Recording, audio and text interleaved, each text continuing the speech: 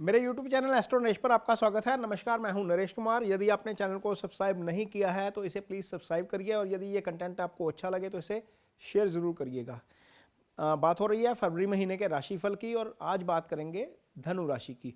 धनु राशि के जातकों के लिए जनवरी का महीना काफ़ी राहत वाला रहा है, क्योंकि शनि का जो गोचर है वो जो चल रहा था वो 7.5 वो ख़त्म हो गई है और अब मानसिक तौर पर निश्चित तौर पर बहुत रिलीफ महसूस कर रहे होंगे शनि, ये जो धनु राशि के जातक, क्योंकि शनि का जो गोचर था वो मानसिक रिलीफ जो है वो मानसिक तनाव देने वाला था।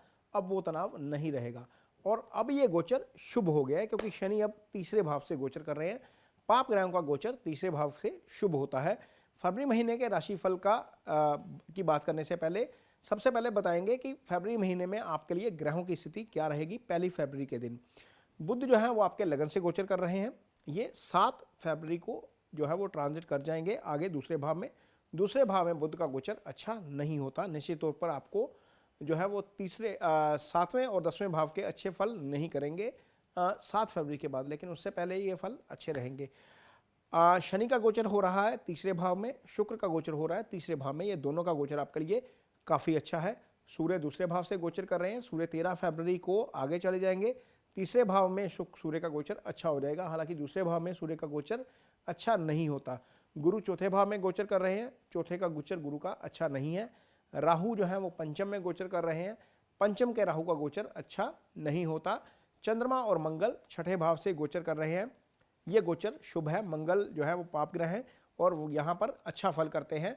चंद्रमा चूंकि 2 दिन बाद ही राशि बदल जाएंगे, इसलिए इसकी ज़्यादा अहमियत नहीं रहेगी। केतु 11वें भाव में है। केतु का 11वें भाव का गोचर अच्छा होता है। केतु चूंकि शुक्र की राशि में है तो निश्चित तौर पर आय में वृद्धि करेंगे, क्योंकि उसी स्थान के स्वामी शुक्र बनते हैं। तो ये इस तरह की ग्रहों की स्थिति है आपकी कुंडली में पहली फरवरी के दिन। अब बात करेंगे कि कर्म की स्थिति क्या रहेगी और आय की स्थिति क्या रहेगी। अब चूंकि गुरु का गोचर अच्छा नहीं है तो गुरु लगन के और चौथे भाव के अच्छे फल निश्चित तौर पर नहीं करेंगे, लेकिन गुरु की दृष्टि हमेशा शुभ रहती है। गुरु की एक दृष्टि पड़ रही है 10वें भाव के ऊपर, यानी कि कर्म स्थान के ऊपर, और कर्म को वो निश्चित तौर पर अच्छा रखेंगे। आपको काफ़ी जो है वो कंफर्टेबल फील होगा अपने कार्यस्थल पर। यदि आप कारोबार करते हैं तो वहाँ पर भी हो सकता है कि आपको उसके अच्छे फल मिलें। आपके एफर्ट्स जो हैं वो एग्जीक्यूट होंगे और आपको उसका बेटर रिजल्ट्स मिलेगा। यदि आप जॉब में भी हैं तो आपका डोमिनेंस वहाँ पर बढ़ सकता है, क्योंकि गुरु ज्ञान में वृद्धि करते हैं और जब ज्ञान आपका आपके वर्क प्लेस के ऊपर नज़र आता है, रिफ्लेक्ट करता है, तो आपकी रिस्पेक्ट होती है और आपको निश्चित तौर पर अच्छी पोजीशन भी मिलती है। तो आप कंफर्टेबल पोजीशन में रह सकते हैं वर्क प्लेस के ऊपर। शुक्र चूंकि आपकी कुंडली में 11वें भाव के स्वामी हैं, छठे के भी स्वामी हैं। छठा भाव क्या होता है? छठा भाव यदि हम राशि से देखते हैं तो रोग ऋण शत्रु का भाव होता है, लेकिन यदि हम उसको 10वें भाव से देखते हैं तो वो कर्म का भाग्य बन जाता है। तो निश्चित तौर पर क्योंकि केतु का गोचर शुभ है आपके लिए, तो वो शुक्र के फल करेंगे और शुक्र आपके लिए आय स्थान के मालिक हैं और कर्म के भाग्य भी हैं। तो निश्चित तौर पर आपकी आय में भी वृद्धि होगी। भले ही आपका बिजनेस है, भले ही आप जॉब कर रहे हैं, भले ही आप कोई फ्रीलांस काम कर रहे हैं, भले ही आप कोई दूसरा ऑक्यूपेशन कर रहे हैं, जॉब के अलावा भी कोई काम कर रहे हैं, तो वहाँ पर निश्चित तौर पर आपको फायदा हो सकता है। ये स्थिति आपके लिए रहेगी कर्म और आय के लिहाज से फरवरी के महीने में मिथुन राशि के जातकों के लिए। अब बात करेंगे आपके स्वास्थ्य की। यहाँ पर मुझे थोड़ा सा कंसर्न नज़र आता है, क्योंकि यहाँ पर छठे के स्वामी भले ही शुक्र हैं और शुक्र का गोचर भी शुभ है, लेकिन चूंकि राहु जो है वो लगन को देख रहे हैं, केंद्र चंद्रमा को देख रहे हैं, तो थोड़ा सा वो आपको मानसिक तौर पर परेशान कर सकते हैं। हो सकता है कि आप ऐसी चीज़ों के लिए थोड़े से परेशान हो जाएं जिनका बहुत ज़्यादा आपसे संबंध नहीं है। किसी तीसरे व्यक्ति की परेशानी आप अपने सिर पे ले लें, ये चीज़ मत करिएगा।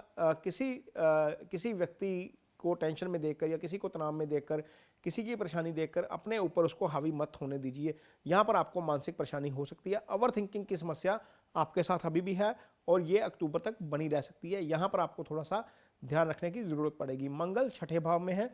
मंगल का छठे भाव में होने का मतलब यह है कि आपको थोड़ा सा डाइजेशन में इशू हो सकता है, क्योंकि मंगल जो है वो फायरी प्लैनेट है और सूर्य आपकी कुंडली में दूसरे भाव से गोचर कर रहे हैं।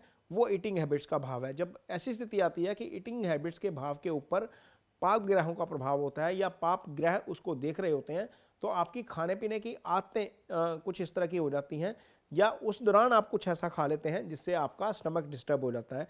तो इस चीज़ को थोड़ा सा लेकर आपको अलर्ट रहना पड़ेगा। ख़ास तौर पर जो लोग अल्कोहल लेते हैं या जो लोग बाहर का खाते हैं, कुछ काफ़ी लोग हैं जो आज टिफ़िन के ऊपर डिपेंडेंट हैं बाहर के, काफ़ी लोग हैं जो घर से बाहर रहकर काम करते हैं, उनको ख़ास तौर पर ये ध्यान रखना पड़ेगा कि बाहर यदि आप ज़ोमैटो स्विगी ऑर्डर कर रहे हैं तो कोई ऐसी डिश ना आ जाए कहीं से जो आपके पेट को डिस्टर्ब कर दे। वो थोड़ा सा आपको सावधानीपूर्वक रहना पड़ेगा खाने पीने के मामले में लेकर, यहाँ पर डिस्टर्बेंस हो सकती है। आगे बात करेंगे रिलेशनशिप की। रिलेशनशिप के स्वामी जो हैं वो बुध है आपकी कुंडली में सप्तम भाव के, और सप्तम भाव के ऊपर किसी भी पाप ग्रह की दृष्टि नहीं पड़ रही है, सिर्फ केतु उसको देख रहे हैं। लेकिन चूंकि गुरु केंद्र में है, बुध केंद्र में है, शुभ ग्रहों का केंद्र में होने के कारण ये स्थिति आपके फेवर में आ गई है। तो पत्नी के साथ या पार्टनर के साथ आपका संबंध अच्छा बना रहेगा, इसमें कोई दिक्कत वाली बात नज़र नहीं आती। लेकिन सिंगल्स के लिए डिस्टर्बेंस नज़र साफ आ रही है। उसका कारण यह है कि पंचम भाव जो है वो राहु से पीड़ित हो गया है। पंचम भाव जो है वो प्रेम का भाव होता है। पंचम भाव से हम संतान भी देखते हैं।